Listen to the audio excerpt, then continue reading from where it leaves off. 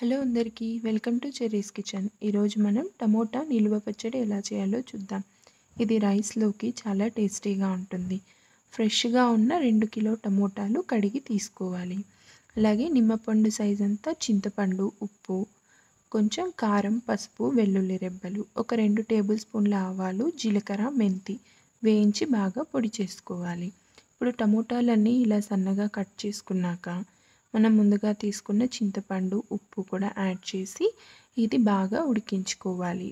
ఇలా అన్నీ సిద్ధం చేసి పెట్టుకున్నాక ఆ ఉడికిన టమోటాలు ఇలా మెత్తని పేస్ట్‌గా చేసుకొని మనం రెడీగా పెట్టుకోవాలి. ఇలా అన్ని మసాలాలు ప్రిపేర్ చేసుకున్నాక ఒక బాండ్లీలో దీనికి ఒక 1/4 లీటర్ అంతా ఆయిల్ వేసి 2 కిలో టమోటాలకి ఇంత ఆయిల్ సరిపోతుంది. ఆయిల్ కాగాక ఇందులోకి కొద్దిగా ఆవాలు, కొంచెం జీలకర్ర, అలాగే కొద్దిగా ఇంగువ కూడా వేసుకోవాలి.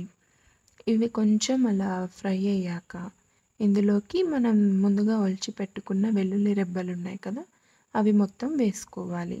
ఈ వెల్లుల్లి రెబ్బలు కొద్దిగా ఇలా ఫ్రై అయిన తర్వాత మనం ముందుగా ప్రిపేర్ చేసి పెట్టుకున్న ఇందులోకి కారం, పసుపు, అలాగే ముందుగా తీసుకున్నాం కదా అన్నీ మసాలాలన్నీ వేసుకోవాలి.